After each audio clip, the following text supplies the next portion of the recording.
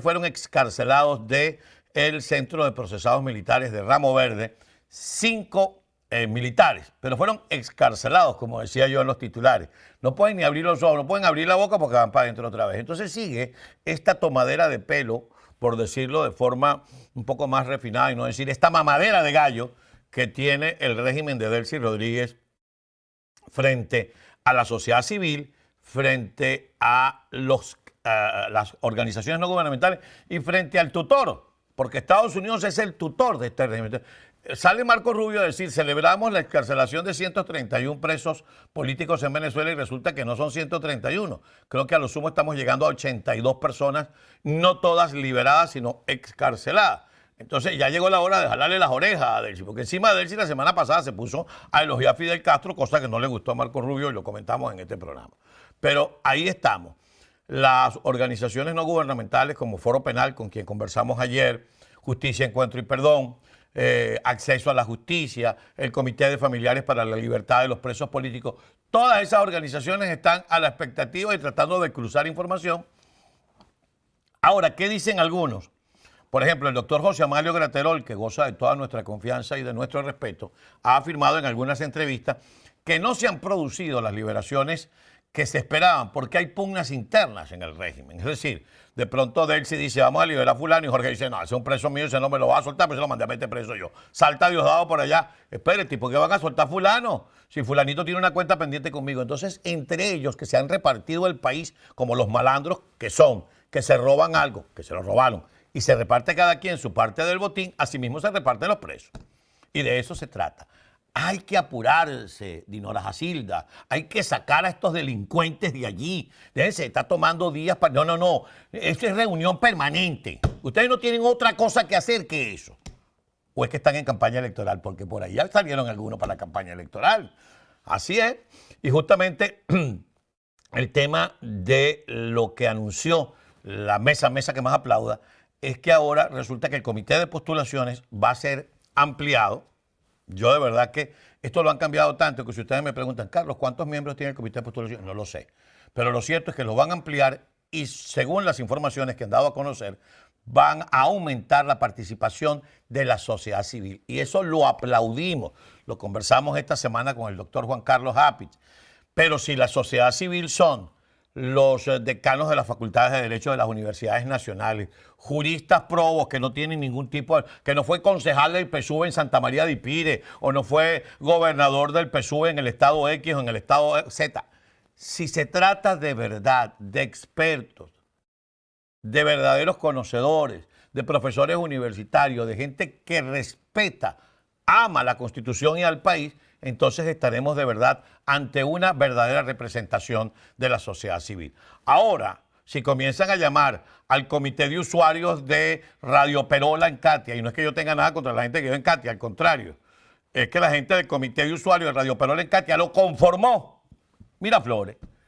Entonces, cuando hablamos de la participación de la sociedad civil, que sea de verdad la sociedad civil, que además tiene las credenciales y los puntos como para analizar el concurso de quienes aspiran o son postulados para ser magistrados al TCJ. Pero eso es ligerito, Dinora Jacilda, eso no puede estar esperando. O sea, el que sea rápido no significa que va a ser a la machimberra. Lo que quiero decir es que no pierdan tiempo dando tanta declaración y tanta entrevistadera. Dejen el pescueceo. Reitero, ustedes no tienen otra cosa que hacer que la reinstitucionalización del país. Ya el lamentable suceso del terremoto, del cual se cumple dentro de unos días, 60 días, produjo un retraso importante porque el terremoto se produjo justo después que Dinora Jacilda se reuniera con Jorge Rodríguez para comenzar este trabajo.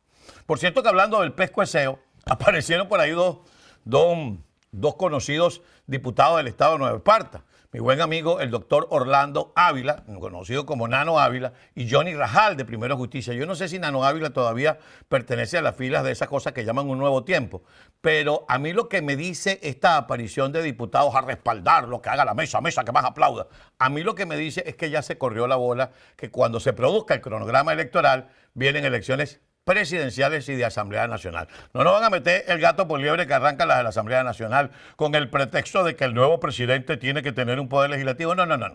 Se puede ir haciendo las dos elecciones. Una elección para presidente del país y otra elección, o en esa misma elección, la escogencia de los diputados a la Asamblea Nacional y eliminar ese adefesio que inventaron los chavistas para darle puesto a los alacranes, que es la circunscripción nacional, porque eso no está en la Constitución.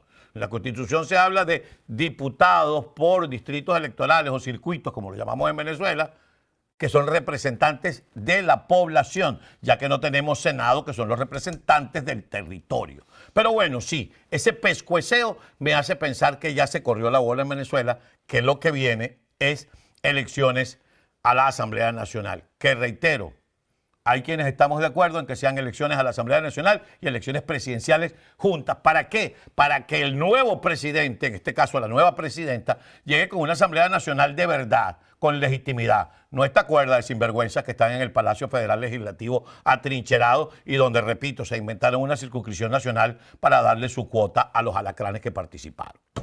Bien, voy a hablarles ahora del tema local. Ayer se produjo el proceso electoral primario aquí en el estado de la Florida y concretamente también aquí en el condado de Miami-Dade, y la participación fue solo del 18,8%, no llegó al 20%, lo cual indica que fue una participación no solamente baja, sino que le da cierta debilidad, sobre todo a los que estaban buscando postularse como candidatos, porque hay casos como, por ejemplo, el de la periodista y representante al Congreso, María Elvira Salazar, que se consolidó con más del 80% del respaldo de los votantes de su circuito por el Partido Republicano. María Elvira se va a enfrentar a Elliot Rodríguez, que también es periodista, es un periodista cubano-americano que ha trabajado básicamente durante los últimos 30, 40 años en las cadenas americanas. Él es el que quedó electo como candidato por este mismo distrito por el Partido Demócrata. Por el Partido Republicano, María Elvira aspira a repetir en esa silla. Por el Partido Demócrata, el señor Elliot Rodríguez aspira a quitarle la silla que ostenta María Elvira. En cuanto a la gobernación del estado de la Florida, Byron Donald, que es quien recibió el respaldo del presidente Donald Trump, ganó la nominación con más del 50%. Ya abriendo los escrutinios, Byron Donald ya tenía más del 50% de la votación. Yo confieso que yo no voté yo voté ayer, aquí también, yo voté, aquí está. Yo no voté por Byron Donald, yo voté por Paul Renner, que me pareció el mejor candidato, pero resulta que no, ganó Byron Donald y se va a enfrentar a David Jolly. David Jolly es un republicano que el año pasado se peleó con Trump y se fue para el Partido Demócrata. Entonces dice en su discurso, ayer fue escogido por los demócratas como candidato, en su discurso de aceptación de la candidatura, dijo palabras más, palabras menos: yo soy un republicano, un conservador, que desde las filas del Partido Demócrata aspiro, etcétera, etcétera. Y bueno, por supuesto criticó al gobernador DeSantis, aunque el gobernador DeSantis no está en la boleta. Siempre se ve bonito que si usted aspira a la gobernación, critique al gobernador que está en ejercicio.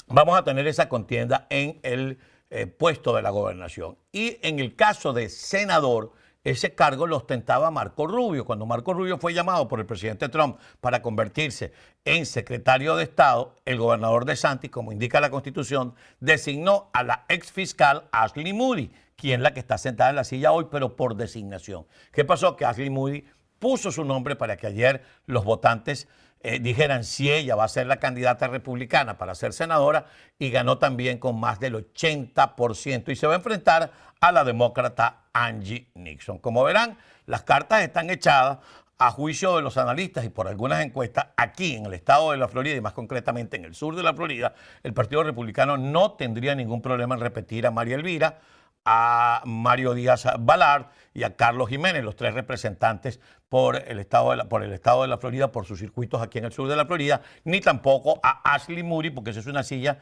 que ocupó Marco Rubio por un rato importante y que ahora se cree que la propia Ashley Moody pudiera ganar. La situación se pone un tanto más difícil en la gobernación, aunque Byron Donald ganó teniendo el respaldo del presidente Trump, que hasta hace muy poco era un verdadero portaaviones.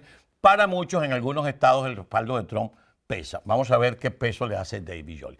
Lo cierto es que las cartas están echadas y aquí, en el mes de noviembre, entre estas personas y otras que quedaron electas ayer, se van a escoger las nuevas autoridades.